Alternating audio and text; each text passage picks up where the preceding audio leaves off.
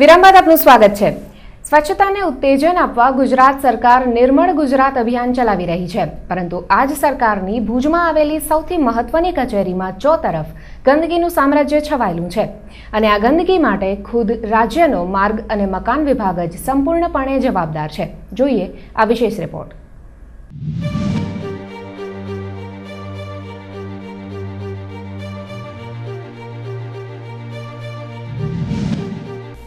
આ છે ભુજમાં આવેલું બહુમાળી ભવન। બહારથી સાફ સુથરું જણાતું આ ભવન અંદરથી ભયંકર ગંદુ અને ગોબરું છે।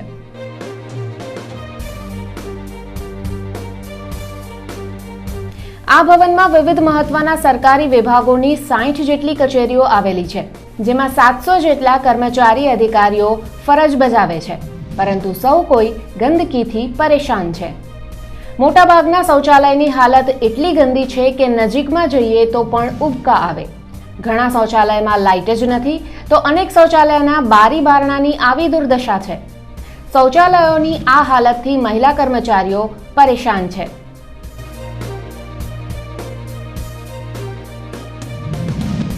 કે આમાં તો લેડીઝ ટોયલેટ છે, એમાં તો કાચે નથી ને બારી નથી, કાંઈ નથી, પાછું આખું તૂટેલું જ ખુલ્લું જ છે પાછળ। કે અમારી સેફટી શું? પાછળ જે છે ગ્રાઉન્ડમાં તો કાંઈ અવર જવર નથી પાછળ, ને અમારી બારીઓ લેડીઝ બાથરૂમ નીચે જ બધા એની નીચે ગ્રાઉન્ડ ફ્લોરમાં તો પાછળ પડે છે।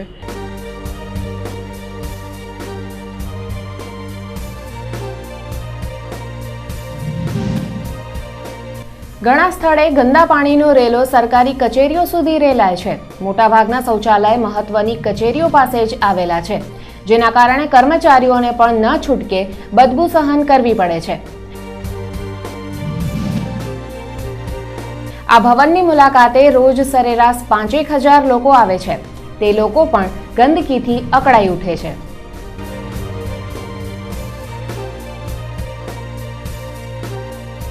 કચેરીની અંદર આપણે બેઠા હોઈએ ત્યારે બહુ દુર્ગંધ આવે છે એકદમ, તો જરાક તકલીફ તો પડે જ છે। કર્મચારીઓ તો ઠીક છે, નિભાવી લેશે, પણ જ્યારે બહારના માણસો અરજદારો જ્યારે આવે છે અને આપણા ભુજ વિશે જે છાપ છે ખરાબ લઈ જાય છે, એ અમને મનમાં કંઠે છે, એનું અમને ઘણું દુઃખ છે। એટલે આ બધી પરિસ્થિતિ નિવારવામાં આવે એવી અમારી કર્મચારીઓની સૌની માંગણી છે। આ ઇમારતના મેન્ટેનન્સ અને સાફ સફાઈની જવાબદારી માર્ગ અને મકાન વિભાગ હસ્તક છે। દબાણો સાફ કરવામાં વ્યસ્ત આ વિભાગને ગંદકી સાફ કરવામાં રસ જ નથી। બહુમાળી ભવનની સાફ સફાઈનો કોન્ટ્રાક્ટ ખાનગી પેઢીને આપી વિભાગના અધિકારીઓ પોતાની જવાબદારીમાંથી હાથ ખંખેરી રહ્યા છે। જિલ્લાની આ મહત્વની કચેરીમાં રહેલી ગંદકી નિર્મળ ગુજરાત અભિયાનની પોકળતા પણ છતી કરી રહી છે।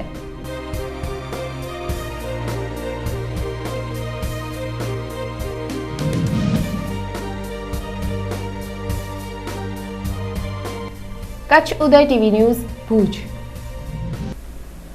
અછતની પરિસ્થિતિનો સામનો કરી રહેલા વહીવટી તંત્રએ હવે ચોમાસાની ઋતુનો પણ સામનો કરવાની તૈયારીઓ શરૂ કરી દીધી છે। ભુજમાં મામલતદાર કચેરી ખાતે આજે પ્રી મોન્સૂન પ્લાનની તૈયારી અંતર્ગત એક બેઠક યોજાઈ હતી, જેમાં અધિક કલેક્ટર આનંદ પટેલે વિવિધ સરકારી વિભાગના અધિકારીઓ સાથે ચર્ચા વિચારણા કરી હતી। ગત વર્ષે અતિભારે વરસાદના કારણે ભુજમાં પૂરની પરિસ્થિતિનું સર્જન થયું હતું, ત્યારે અતિવૃષ્ટિની આફતના સમયે શું પગલાં લેવા તે અંગે ખાસ ચર્ચા કરાઈ હતી।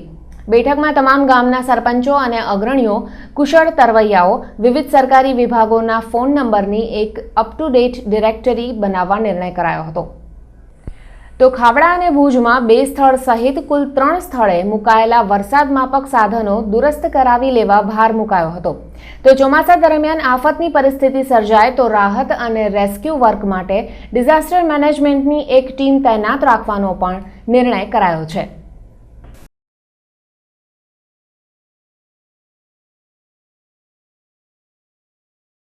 તલાટીથી માંડી સરપંચ છે, ગામના સરપંચ છે, ગામના આગેવાનો છે, તરવૈયાઓ છે, એ તમામના કોન્ટેક્ટ નંબર છે એને એક અદ્યતન ડિરેક્ટરી એમાં બનાવવામાં આવશે। એ સિવાય જે રેઇન ગેજ મશીન છે, જો ભુજ તાલુકાની વાત કરું તો હાલે નગરપાલિકામાં મોસમ વિજ્ઞાનનું અને ખાવડા ખાતે એ 3 રેઇન ગેજ મશીન છે, એ રેઇન ગેજ મશીનને પણ વ્યવસ્થિત કરવામાં આવશે, જેથી કરીને ચોક્કસ માપણી એની થઈ શકે। એ સિવાય દરેક તંત્ર પોતપોતાની રીતે તો તૈયાર જ રહે. જેમ કે નગરપાલિકા છે તો નગરપાલિકા પોતપોતાની રીતે તૈયારી રહેશે, આરએનબી છે તો આરએનબી પોતાની રીતે તૈયાર રહે. અને એ સિવાય એક સમગ્ર સરકારી તંત્ર તરીકે એકબીજાના સંકલનમાં રહી જો કોઈ પણ આપત્તિની પરિસ્થિતિ ઉદ્ભવે તો એ સમયે તાત્કાલિક કેવી રીતે પગલાં લઈ શકાય એ સંદર્ભેની આગોતરી એક મિટિંગ હતી. તો ચોમાસાના આગમન પૂર્વે ગાંધીધામમાં પણ નગરપાલિકા દ્વારા નાળાઓની સફાઈની કામગીરી શરૂ કરવામાં આવી છે. ગાંધીધામ એસટી બસ સ્ટેન્ડ સામે કલેક્ટર રોડ ખાતેથી આજથી નાલા સફાઈની કામગીરીનો શુભારંભ કરાયો છે. નગરપાલિકાના પ્રમુખ સુરેશભાઈ શાહ, ગાંધીધામ શહેર ભાજપ પ્રમુખ નારીભાઈ પરિયાણી, જીડીએ ચેરમેન મધુકાંતભાઈ શાહ અને અન્ય પદાધિકારીઓની હાજરીમાં આ કામગીરીનો પ્રારંભ કરાયો હતો. આગામી 1 માસની અંદર સમગ્ર ગાંધીધામના તમામ નાળાઓની સાફ સફાઈ કરી દેવાશે તેમ સુરેશભાઈએ જણાવ્યું હતું. આ સફાઈમાં અપનાનગર, સુંદરપુર, ભારતનગર, એસટી સ્ટેન્ડના વિસ્તારોને ખાસ આવરી લેવાશે.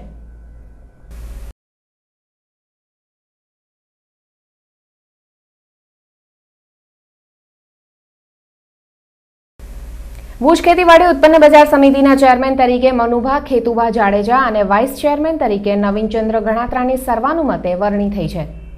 જિલ્લા રજિસ્ટ્રારની ઉપસ્થિતિમાં યોજાયેલી બેઠકમાં સૌએ એક સુરે બંનેના નામ અંગે સમર્થન આપ્યું હતું. વરણી થયા બાદ અન્ય આગેવાનોએ તેમને પુષ્પહાર પહેરાવી અભિનંદન આપ્યા હતા. ઉલ્લેખનીય છે કે આ સર્વોચ્ચ પદ માટે બુધવારે ભાજપે સૌના સેન્સ લીધા હતા, ત્યારે એક પદ માટે એક કરતાં વધુ દાવેદારોના નામ ઉપસી આવ્યા હતા, જેના કારણે ચૂંટણી થવાની અટકળો પણ સર્જાઈ હતી. ચેરમેન અને વાઇસ ચેરમેને એપીએમસીના વિકાસ માટેની નેમ વ્યક્ત કરી હતી. એપીએમસી ખેડૂતો માટેની છે, એના માટે ખેડૂતોને એમના ખેતપેદાશના ભાવોના પોષણક્ષમ ભાવો મળી રહે એના માટે એક સારું પ્લેટફોર્મ એપીએમસીની અંદર બને એના માટેના મારા પૂરતા પ્રયત્નો હશે.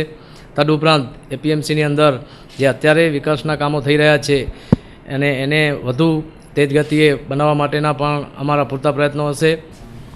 આગામી આયોજન માટે અમે વિચારીએ છીએ કે અત્યારે જે આધુનિક ટેકનોલોજી સાથે બધું જે ચાલે છે કે તરત જ આપણે મેસેજથી ભાવ મળે, ઇન્ટરનેટ ઉપરથી તરત જ ભાવ મળે અને બીજી યાર્ડોમાં કેટલી સુવિધાઓ છે એ અહીં નથી, એ ઉપલબ્ધ કરાવવાની કોશિશ કરશું.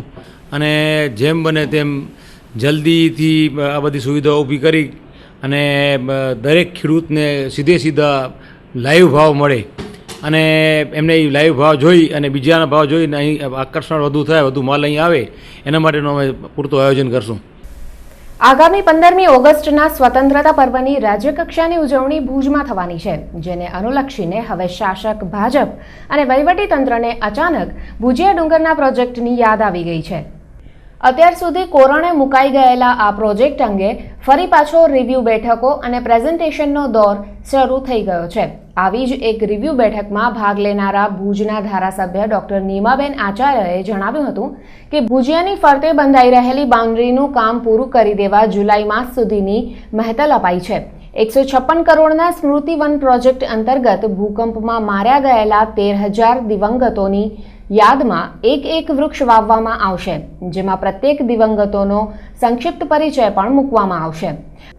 આ પ્રોજેક્ટ અંતર્ગત અહીં 52 ચેકડેમ બનશે તો ખાસ solar education park, art museum, ભૂકંપનો અનુભવ કરાવતું 4D પ્રેઝન્ટેશન વગેરે હશે.